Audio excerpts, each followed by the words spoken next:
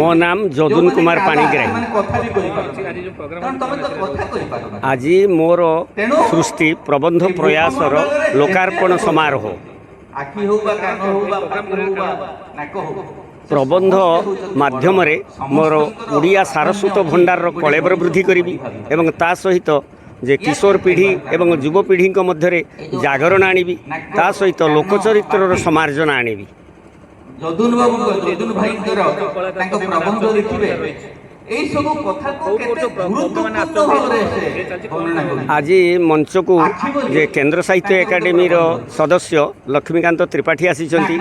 एवं फकीरमोहन साहित्य संसदर संपादक तथा बलांगी महाविद्यालय अध्यक्ष रत्नाकर सिंह आसीचंती एवं गोपबंधु नायक जे कि राज्यपाल पुरस्कार प्राप्त शिक्षक एवं सेवानिवृत्त प्रधान शिक्षक से भी आसीचंती एवं अभणा हाईस्कूल आउ जड़े जे सेवानिवृत्त आसचंती प्रधान शिक्षक एवं ता सहित जे एंकरर भावे आसचंती गोपालपुर जे मणिभद्र हाईस्कूल सेवानिवृत्त सहकारी शिक्षक मूल लक्ष्य होची जे साहित्य रे जे समार्जना आनिबा एपर्यंत मोर अनुभूति जे जो माने प्रबंध लेखुचंती से एते क्लिष्ट हो जाउची एते इनेक्टिव हो जाउची माध्यमिक छात्र माने निदे जाउछंती अध्यापना समय रे एवं मु मोर भाषा शैली एवं शब्द चयन को स्वतंत्रता देइची एवं सेथिरे मु आशा रखिबी आगामी पीढ़ी रो छात्र छात्री माने एथिरे निश्चित भावे उपकृत हेबे एवं समाजर जो अवक्षयमुखी लोकचरित्र तार समार्जना हो पारिबो आमे सुस्थ रे जीवन यापन करिबो।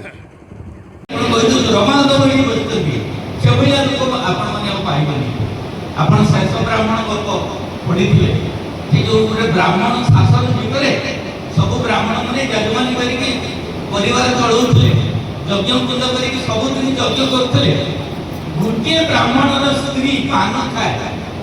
दिने रात पान खाई सारिकी से यज्ञकुंड भीतर की छाप पकेला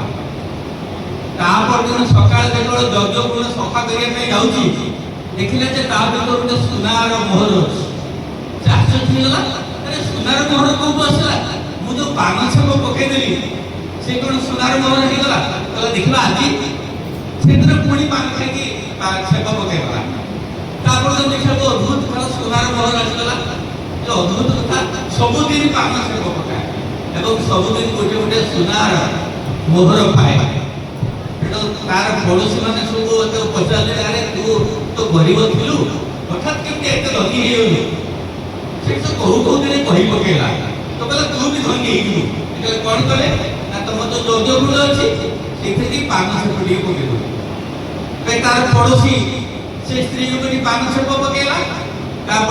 सुनार मोहर पाइला समस्त जाणीगले।